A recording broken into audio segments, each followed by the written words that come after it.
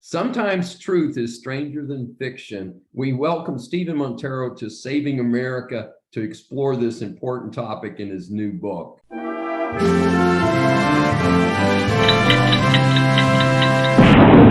Welcome. This is Dr. David D. Shine for this special edition of Saving America. Stephen Philip Monteiro has too many interesting things in his background to list them all. He spent over 20 years as a special agent with the U.S. Secret Service. He's an expert in security, forensics, intelligence, and bioterrorism. He was a member of the Presidential Protection Division at the White House, worked in the private sector after that with Booz Allen Hamilton, very well-known firm. He worked as a senior advisor to the Director of Weapons of Mass Destruction Intelligence for the Department of Homeland Security, focusing on bioterrorism, very important topic.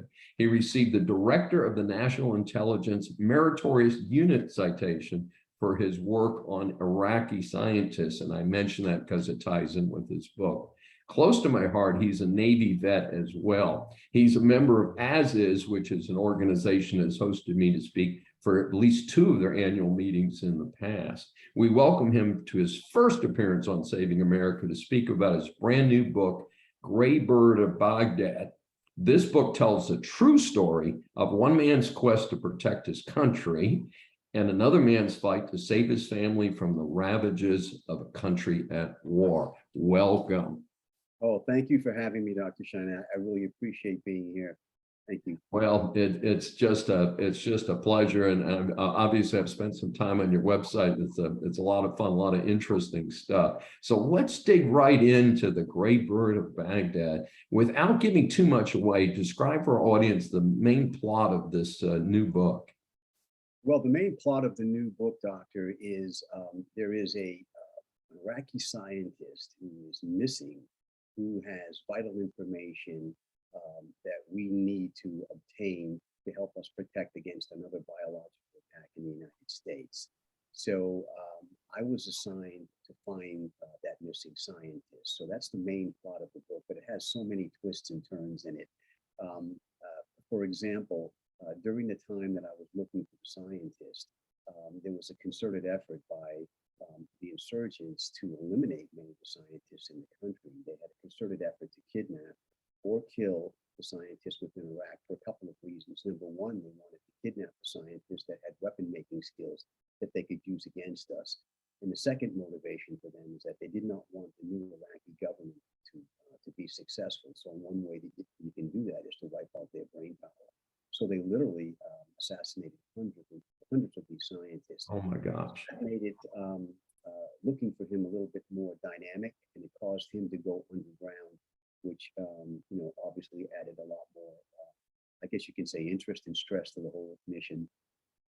Wow, quite a story. So how did you become the person responsible for this incredible mission?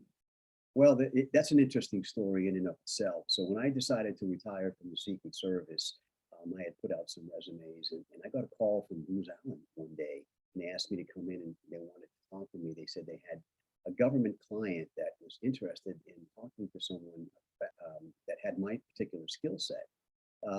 The thing that was really concerning to me at the time was the fact that they couldn't tell me much about what they wanted me to do. So I thought, well, it must be a classified program, and one that is controlled.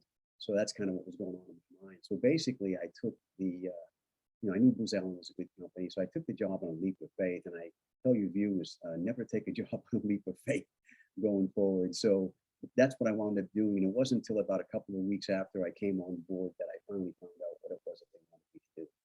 Now, I assume you would have had to spend time in Iraq in order to do this. Did you speak the native language? I didn't speak Arabic, but I obviously had some extensive experience in a lot of travels. I think I've calculated over maybe 60 countries I've traveled, including the Mideast. And obviously I had a lot of strong experience in investigations and things like that. So they felt at the time that I would be an asset to them in trying to carry out this particular mission of finding the scientist. And what's the time frame of this? What years was this happening? This would have taken place, so the whole mission took place within the 2000 to 2006 to 2008 timeframe. So from January to 2006 all the way through May of 2008 was the time period that covered this assignment. Wow, wow, really something. So when you work on something like this, obviously, even Booz Allen Hamilton couldn't tell you the whole story.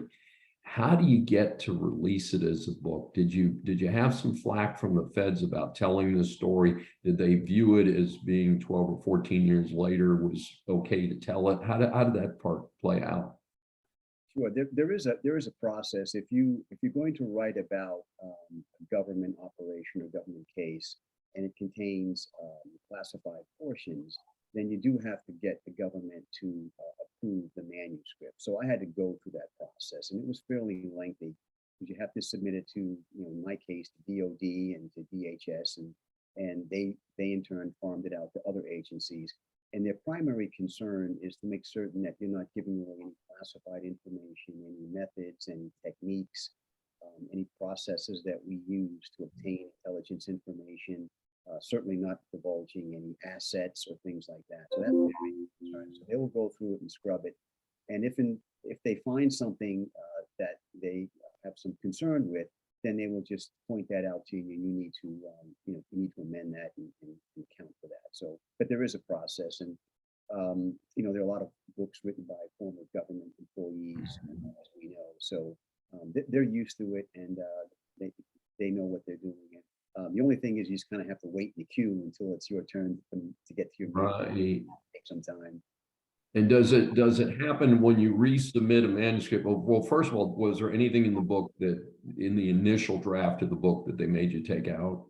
No, because I was extremely careful in making certain that I didn't divulge anything that I wasn't supposed to, because I was pretty much aware of the process. And there was actually an interesting case on a previous book written by one of the Navy SEALs that was involved in the hunt for Osama bin Laden. Yes.